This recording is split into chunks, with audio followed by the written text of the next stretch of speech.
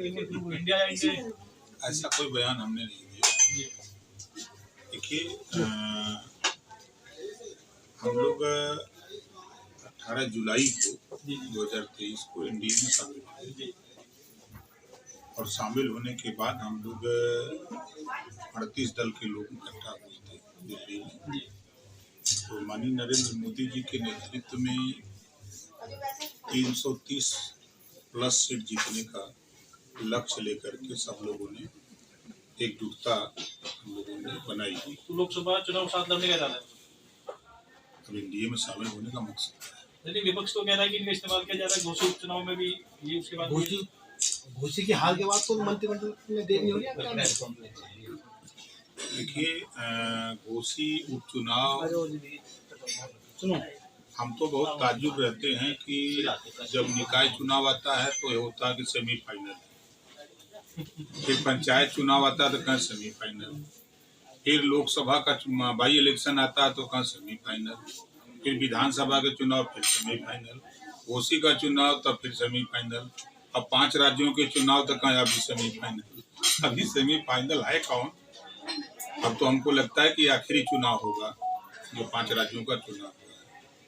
तो इसमें तो अब क्लियर हो गया होगा, पूरे देश के लोगों को विश्वास भी हो गया होगा। जो पिछले चुनावों में जो विसंगति रही है, उस विसंगति में जो विपक्ष के द्वारा जो नारे अलग अलग बनाए गए, उन नारों का जवाब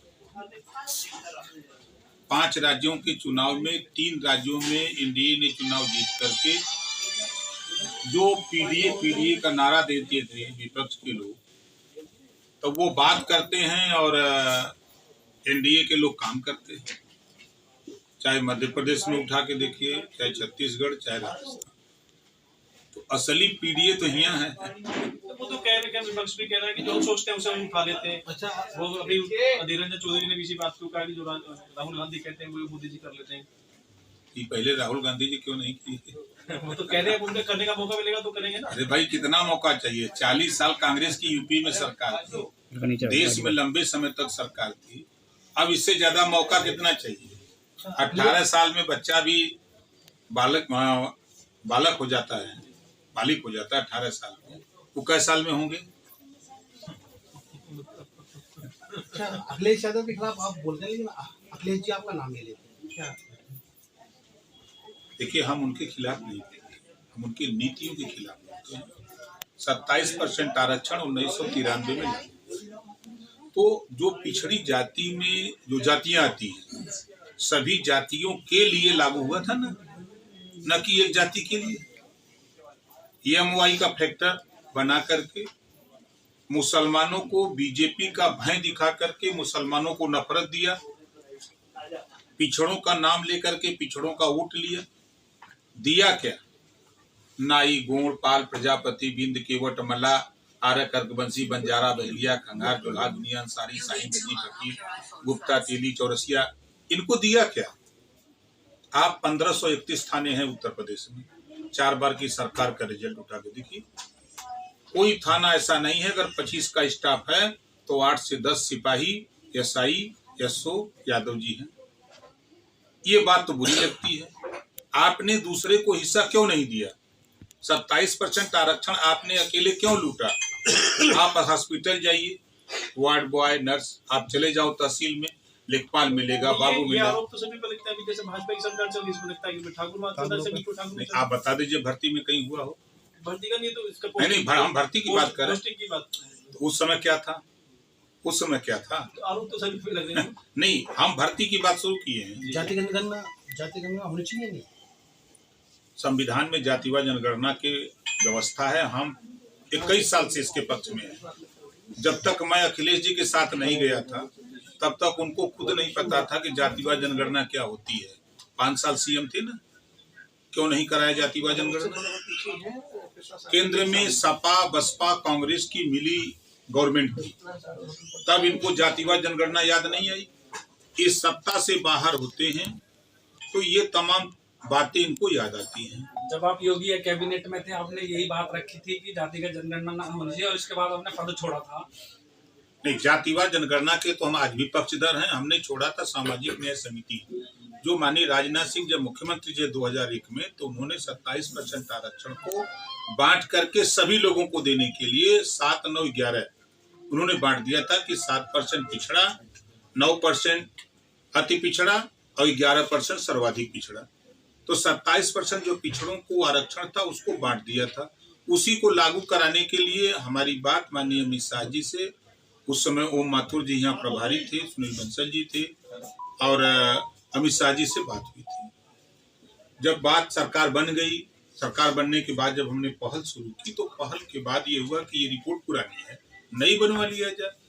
तो मेरे पास विभाग था, तो मैंने कहा बिल्कुल बनवा लिया जाए। तो माननीय राघवेंद्र सिंह, पूर्व रिटायर्ड जज हाई कोर्ट के नेतृत्व में 3 सदस्यीय कमेटी बनी, रिपोर्ट भी आ गई, फिर 7, 9, 11 में बांट दिया। हमने कहा इसको लागू करिए। तब तक उधर हुआ कि रोहिणी आयोग का गठन हो गया कि हम 27% आरक्षण राष्ट्रीय स्तर पे, हम पूरे देश में इसको लागू करने की बात कर रहे हैं, आप स्टेट की बात कर रहे हैं। क्योंकि भाई हमसे आपसे समझौता तो स्टेट का था, हम देश की बात तो नहीं कर सकते अभी।